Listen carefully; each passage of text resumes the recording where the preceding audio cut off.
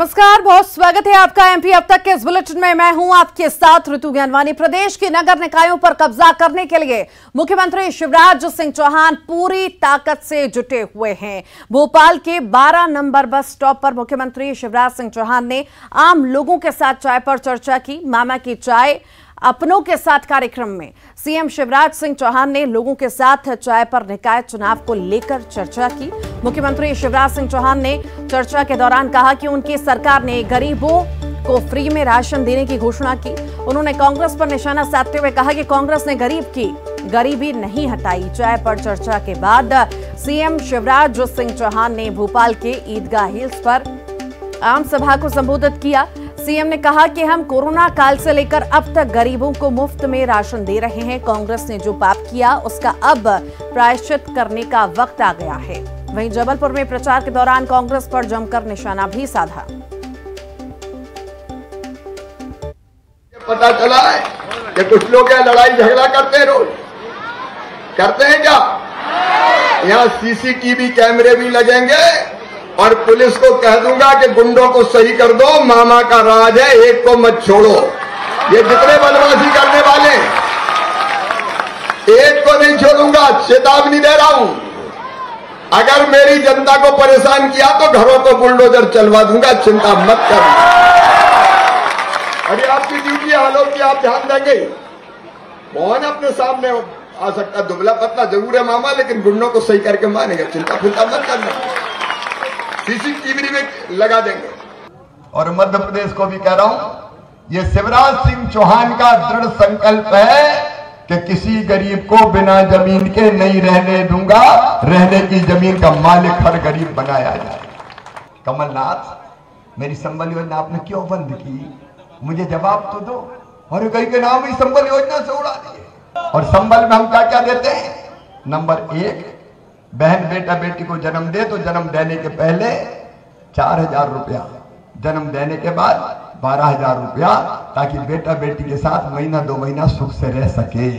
ये क्रांति है जबलपुर वालों, क्रांति। एक नई सामाजिक क्रांति मध्य प्रदेश की धरती पर हम कर रहे हैं। और वो सामाजिक क्रांति क्या है? गरीब के बच्चों की पढ़ाई।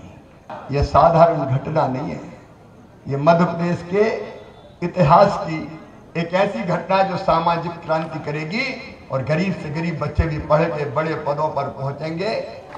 मेरे बहनों और भाइयों, हम केवल सरकार नहीं चला रहे हैं, हम जनता की जिंदगी बदलने का अभियान चला रहे हैं। और आइए इस वक्त लाइव तस्वीरें आपको दिखाते हैं। हैदराबाद से बीजेपी का मिशन दक्षिण है। हैदराबाद में रणनीति तैयार हो रही है। पीएम मोदी की लाइव तस्वीरें। परेड ग्राउंड में पीएम मोदी की रैली है। हैदराबाद में बीजेपी की विजय संकल्प सभा हो रही है। कि जैसे पूरे तेलंगाना का स्नेह यहां इस मैदान में ही सिमट आया है। तेलंगाना के अलग अलग जिलों से आप यहां इतनी बड़ी संख्या में आए हैं। इस स्नेह के लिए, इस आशीर्वाद के लिए मैं तेलंगाना का अभिनंदन करता हूं, तेलंगाना की धरती को वंदन करता हूं। भाइयों और बहनों, आप सभी लोगों के स्नेह को ध्यान में रखते हुए ही हमने इस बार भाजपा की राष्ट्रीय कार्यकारिणी की बैठक हैदराबाद में कराने का फैसला किया था। बीते 2 दिनों से यहां देश भर से भाजपा के प्रतिनिधि, अलग अलग राज्यों के मुख्यमंत्री आपके इस प्यार को, इस स्नेह को अनुभव कर रहे हैं। जिस तरह हैदराबाद शहर हर टैलेंट की उम्मीदों को नई उड़ान देता है, वैसे ही भाजपा भी देश की आशाओं, अपेक्षाओं को पूरा करने के लिए दिन रात मेहनत कर रही है। इसलिए आज जब हम 21वीं सदी के समर्थ, सशक्त, आत्मनिर्भर भारत के रोड मैप पर काम कर रहे हैं, तब हैदराबाद में हुए भाजपा के इस मंथन का विशेष महत्व है। साथियों, तेलंगाना के लोग पूरी दुनिया में कड़ी मेहनत और देश के विकास के प्रति समर्पण के लिए जाने जाते हैं। तेलंगाना में कला, कौशल, कर्मठता भरपूर है। तेलंगाना प्राचीनता और पराक्रम की पुण्य स्थली है। यहां भद्राचलम में श्री राम से लेकर यादाद्री में श्री नरसिम्हा तक, आलमपुर में जोगुलांबा से लेकर वरंगल में भद्रकाली तक, इस पवित्र भूमि से ईश्वरीय आशीर्वाद हमारे भारत पर अविरल बरसते हैं। विश्व प्रसिद्ध रामप्पा मंदिर से लेकर अद्भुत काकतीय तोरणम तक तेलंगाना का आर्ट और आर्किटेक्चर हमें गौरव से भर देता है। प्रताप रुद्र से रानी रुद्रमा देवी और कुमरम भीम तक तेलंगाना की इस वीर भूमि के शौर्य और बलिदान की गाथाएं अतुलनीय है।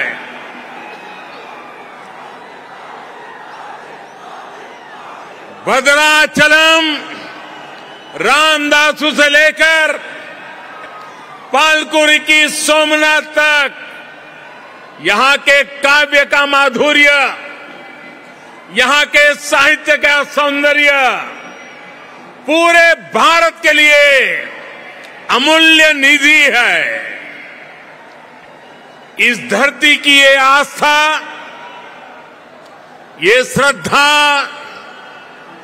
और ये विरासत हमें जन जन की सेवा के लिए समर्पण की ऊर्जा देती है। इसलिए साथियों, ऐसे तेलंगाना का विकास, चौतरफा विकास भारतीय जनता पार्टी की पहली प्राथमिकताओं में से एक है। सबका साथ, सबका विकास, सबका विश्वास और सबका प्रयास के मंत्र पर चलते हुए हम तेलंगाना के विकास पर निरंतर प्रयास कर रहे हैं। भाइयों और बहनों, बीते 8 वर्षों में हमने हर भारतीय के जीवन में सकारात्मक परिवर्तन लाने का प्रयास किया है। देशवासियों का जीवन कैसे आसान हो, विकास का लाभ कैसे हर व्यक्ति, हर क्षेत्र तक पहुंचे, इसके लिए हमने निरंतर काम किया है। दशकों तक जो वंचित रहे, शोषित रहे, उनको भी राष्ट्रीय योजनाओं के माध्यम से हमने विकास में भागीदार बनाया है। यही कारण है कि गरीब, दलित, वंचित, पिछड़े, आदिवासी सभी को आज लगता है कि भाजपा सरकार उनकी आवश्यकताओं और आकांक्षाओं दोनों की पूर्ति कर रही है। देश की महिलाओं, हमारी बहन बेटियों को भी आज महसूस हो रहा है कि उनका जीवन आसान हुआ है, उनकी सुविधा बढ़ी है, अब वो राष्ट्र के विकास में अधिक योगदान दे सकती है। साथियों, भाजपा सरकार के इसी सेवा भाव का लाभ तेलंगाना के हर गरीब, दलित, पिछड़े, आदिवासी, मिडिल क्लास परिवार को भी मिल रहा है, तेलंगाना की बहनों बेटियों को मिल रहा है। कोरोना वैश्विक महामारी के दौरान जब 100 साल का सबसे बड़ा संकट आया तो हमारी सरकार ने तेलंगाना के हर परिवार की मदद का प्रयास किया। पूरे देश के साथ साथ तेलंगाना के भी करोड़ों साथियों को तेजी से मुफ्त कोरोना वैक्सीन लगाई गई। तेलंगाना के गरीबों को मुफ्त राशन हो, गरीबों को मुफ्त इलाज हो, भाजपा सरकार की नीतियों का लाभ सभी को बिना भेदभाव मिल रहा है और सेवा भाव से मिल रहा है। यही तो सबका साथ सबका विकास है। इसी वजह से आज देश के सामान्य नागरिक का भाजपा पर इतना विश्वास है। मुझे खुशी है कि तेलंगाना के लोगों का भी भाजपा पर ये विश्वास लगातार बढ़ रहा है। जहां तक मेरी नजर पहुंच रही है, जोश से भरे नौजवान दिखाई दे रहे हैं। आपका ये प्यार, आपका ये उत्साह आज पूरे देश को पता चल रहा है। 2019 के लोकसभा चुनाव में भाजपा ने जितना जन समर्थन तेलंगाना में हासिल किया था, उसमें निरंतर वृद्धि हो रही है। 2019 के लोकसभा चुनाव में भारतीय जनता पार्टी को आपने भरपूर प्यार दिया, भरपूर समर्थन दिया। मेरे प्यारे भाइयों बहनों,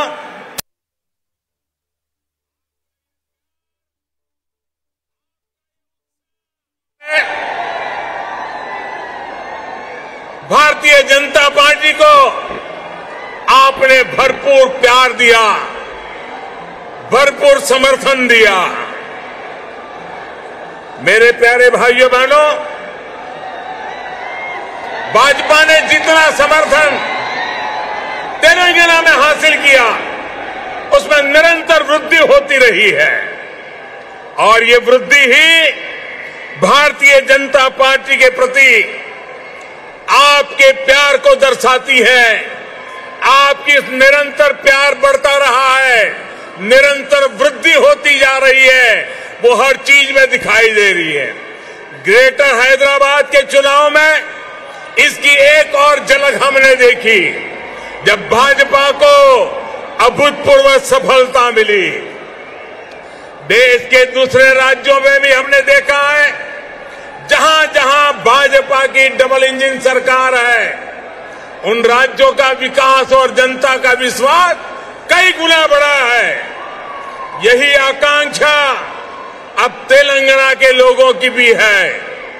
तेलंगाना के लोग लगातार भाजपा की डबल इंजन सरकार के लिए जनता जनार्दन खुद ही रास्ता बना रही है। साथियों, यहां बड़ी संख्या में हमारी माताएं बहनें आशीर्वाद देने के लिए आई है। चलिए आगे बढ़ेंगे। सीएम शिवराज सिंह चौहान ने सिंगरौली में चुनावी रैली की। सीएम ने सिंगरौली में प्रचार के दौरान कांग्रेस पर हमला बोला और बीजेपी प्रत्याशियों के खिलाफ वोट मांगा। सीएम ने मोरवा और बैडन में रोड शो कर जनता से वोट की अपील की।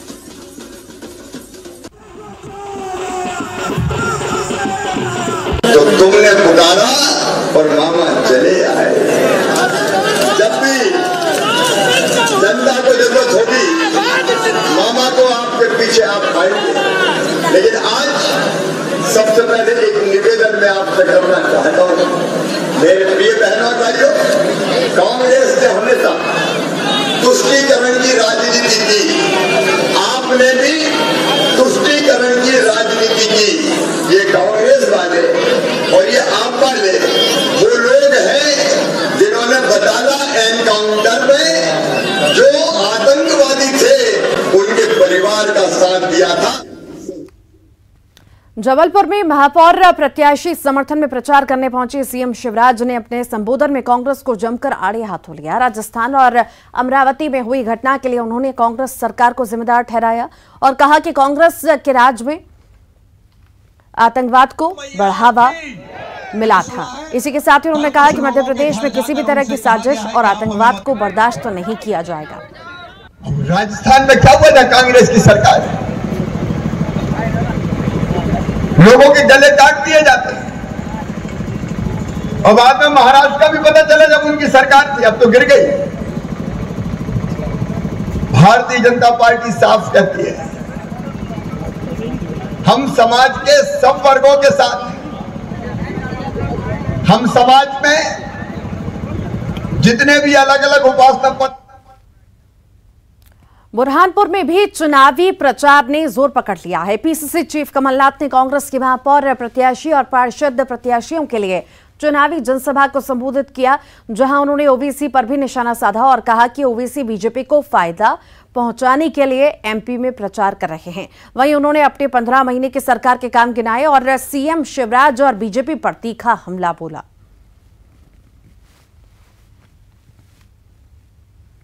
इंदौर में बीजेपी युवा मोर्चा ने बाइक रैली निकाली। इस रैली में बीजेपी प्रदेश अध्यक्ष वीडी शर्मा शामिल हुए। वीडी शर्मा ने शहीद भगत सिंह की प्रतिमा पर माल्यार्पण के बाद युवा मोर्चा के कार्यकर्ताओं को संबोधित किया। उन्होंने दावा किया है कि 16 नगर निगम, 76 नगर पालिका और 255 नगर परिषद में बीजेपी की जीत होगी। वीडी शर्मा ने कहा कि बीजेपी विकास के मुद्दे पर चुनाव लड़ रही है और लोग विकास चाहते हैं, इसीलिए पार्टी को जन समर्थन है। कांग्रेस ने निकाय चुनाव में बीजेपी पर आचार संहिता की धज्जियां उड़ाने का आरोप लगाया। कांग्रेस का आरोप है कि बीजेपी इस चुनाव में प्रशासन का दुरुपयोग कर रही है। निकाय चुनाव के दौरान किसी भी तरीके के सरकारी कामकाज पर पूरी तरीके से प्रतिबंध है, लेकिन आरोप लगाए जा रहे हैं कि भोपाल में एक मंत्री की विधानसभा में आचार संहिता का उल्लंघन करते हुए सड़क निर्माण किया गया। इसी तरीके से 2 बीजेपी विधायकों के क्षेत्र में भी निर्माण कार्य किए गए। इन आरोपों पर बीजेपी ने पलटवार किया। बीजेपी का कहना है कि ये कांग्रेस का सिर्फ हार का एक बहाना है।